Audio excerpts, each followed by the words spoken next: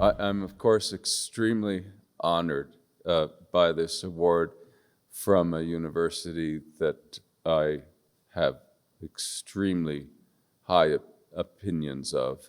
I've known people at Francisco Marroquín for a long, long time.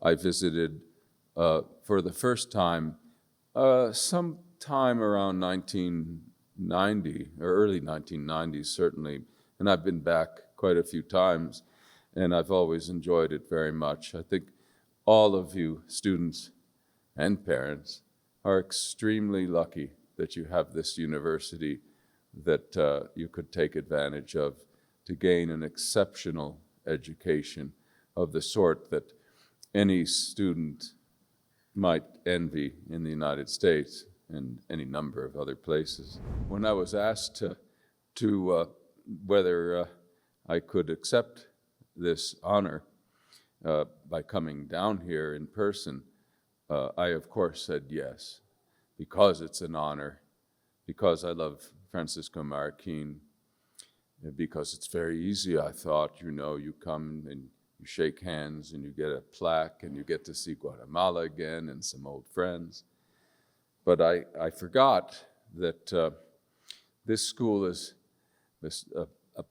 apart from its academic merits, it's also famous for being run by a bunch of capitalists and entrepreneurs. Do I have time to tell you the story of how I became an economist? That's what I'd like to do. Have I got time? It's a personal story, but it's kind of interesting, especially, I think, for this audience. When I was at university, as an undergraduate, I originally wanted to be a marine biologist, and I did, in fact, pursue a degree in zoology for that reason. My father hardly ever gave me advice. He wasn't that kind of father. His idea of advice was saying things like, "Whatever you do, don't do what I've done." He was an electrical engineer, by the way, and a very good one.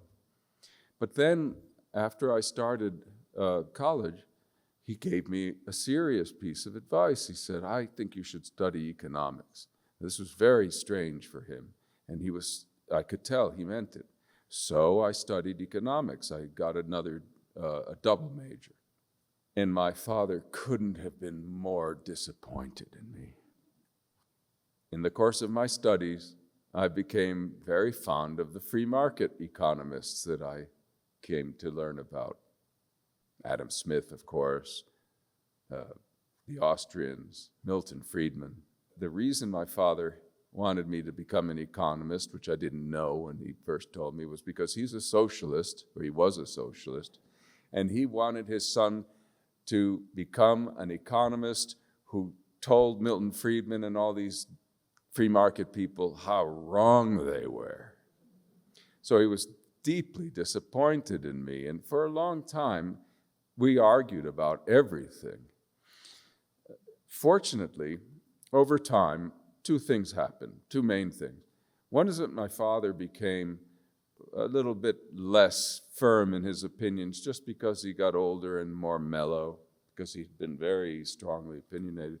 But the other thing that happened is the Berlin Wall fell, and that, of course, caused him to think again about his opinions about what socialism was accomplishing on the other side of the wall.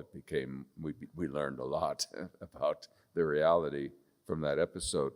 Suffice to say, by the time I became a professor and got my doctorate in economics, he was very proud of me.